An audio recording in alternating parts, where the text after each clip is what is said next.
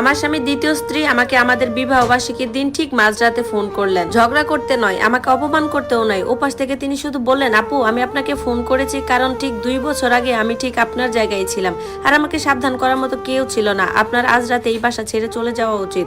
কাল সকালের জন্য অপেক্ষা করবেন না, আপনি আজ রাতেই চলে যান। ফোনে আমি আপনাকে সব বলতে পারবো না, কিন্তু ওনার প্রথম স্ত্রী মানে আমার আগের জনের সাথেও যা করেছে আমি নিজের চোখে তার প্রমাণ দেখেছি, আর আপনার সাথেও সেটা অলরেডি শুরু হয়ে গেছে। আমি প্রথমে ওনার কথা বিশ্বাস করিনি।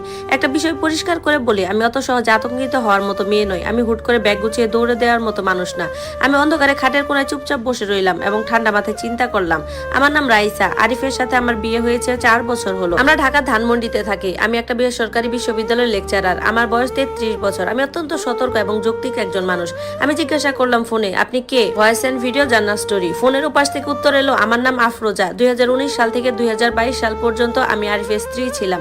আপনি এখন যে বাসায় আছেন আমি ওখানেই থাকতাম। আপনি এখন যে শোবার ঘরে বসে আছেন আমিও ঠিক ওখানেই বসতাম। আমি বললাম, আপনি আমার কাছে কি চান তাহলে? তিনি বললেন, আমি চাই আপনি বেঁচে থাকুন। ওপাশে দীর্ঘ নীরবতা। তারপর তিনি আবার বললেন, আরিফের প্রথম স্ত্রীর নাম ছিল নুসরাত। 2018 সালে ওই বাসাতেই ও মারা যায়। অফিসিয়াল রিপোর্টে বলা হয়েছিল ওটা ছিল সাডেন ইলনেস বা হঠাৎ কোনো অসুখ। বিয়ের পর আমিও এই গল্পটাই বিশ্বাস করেছিলাম, কিন্তু তারপর আমার সাথে এমন কিছু ঘটনা ঘটতে শুরু করলো যার কোনো মেডিকেল ব্যাখ্যা ছিল না। খুব দেরি হয়ে যাওয়ার আগে আমি ওখান থেকে পালিয়ে আসি, কিন্তু ততক্ষণে অনেক ক্ষতি হয়ে গেছে আমার। বাসা ছাড়ার পরও 1 বছর ধরে সেই অসুস্থতা আমার পিছু ছাড়েনি। শেষ পর্যন্ত একজন আধ্যাত্মিক সাধকের সাহায্যে আমি ওখান থেকে মুক্তি পাই। আমি তাকে জিজ্ঞাসা করলাম, কেমন জিনিস ঘটতো আপনার সাথে? আফরোজা আপু বলেন, রাইসা গত 3 মাস ধরে আপনার পেটের বাম পাশে একটা ব্যথা হচ্ছে না, যেটা অ্যাপেন্ডিসাইডের ব্যথা না? আমি কি ভুল বলেছি আপনাকে? ফোনের উপর আমার হাতের মুঠো শক্ত হয়ে গেল, কারণ ঠিক 3 মাস আগে থেকে আমার পেটের বাম পাশে একটা তীব্র ব্যথা শুরু হয়েছে। আমি এই কথা আজ পর্যন্ত কাউকেই বলিনি, আমার মাকে না, বন্ধুদের না, এমনকি ডাক্তারকেও না। ভেবেছিলাম আগামী সপ্তাহে হয়তো বা সবকিছু দেখাবো। যে মহিলার সাথে আমার জীবনে কোনোদিন দেখাও হয়নি সে আমার এমন একটা ব্যথার কথা জানে যা আমি দুনিয়ার কারো কাছে প্রকাশ করিনি। আর এই ব্যথাটা ঠিক তখনই শুরু হয়েছিল যখন আমি মায়ের বাড়ি থেকে ঠিক 3 মাস আগে এই বাসায় ফিরে আসি। আমি কাঁপানো গলায় জিজ্ঞাসা করলাম, আপনি এই ব্যথার কথা কিভাবে জানলেন?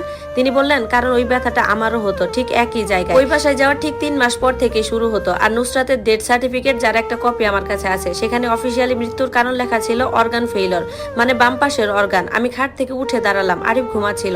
আমি অন্ধকারে ওর নিঃশ্বাসের শব্দ শুনতে পাচ্ছিলাম। আমি তাকে ফিসফিসিয়ে জিজ্ঞাসা করলাম, আমি তাহলে এখন কি করব? তিনি আমাকে বললেন, একটা ব্যাগে যতটুকু জিনিস নেওয়া যায় শুধু ততটুকুই নেন। দরকারি কাগজপত্র, টাকা আর ফোনের চার্জার।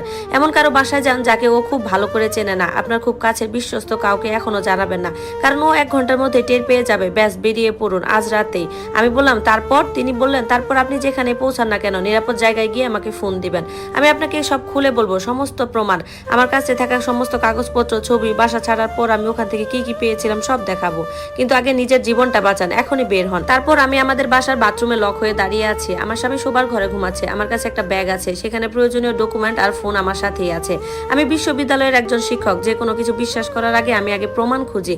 কিন্তু এই মহিলা আমার ব্যথার কথা জানতো, এমনকি ব্যথার সাইডটাও নিখুঁতভাবে বলে দিল। আফরোজা আপু নামের ওই মহিলা যা বললেন আমি এখনো তা পুরোপুরি বিশ্বাস করতে পারছিলাম না।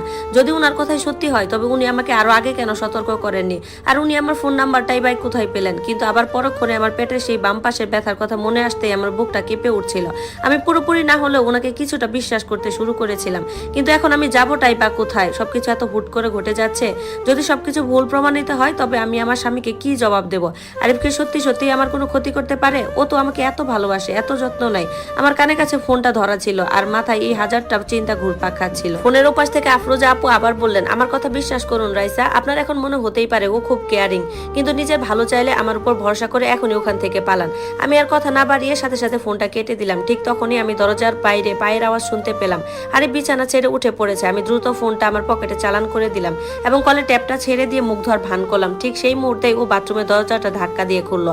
ভয়ে আমার হাত পা জমে বরফ হয়ে গেল। ওর ঢোকার ভঙ্গি দেখে মনে হচ্ছিল ও আমাকে প্রচন্ড সন্দেহ করছে। আরিফ বলল, কি ব্যাপার জানো, তুমি এত রাতে জেগে আছো যে? ও এমন এক অদ্ভুত চোখে আমার দিকে তাকিয়ে রইল যা আমি আগে কখনোই দেখিনি।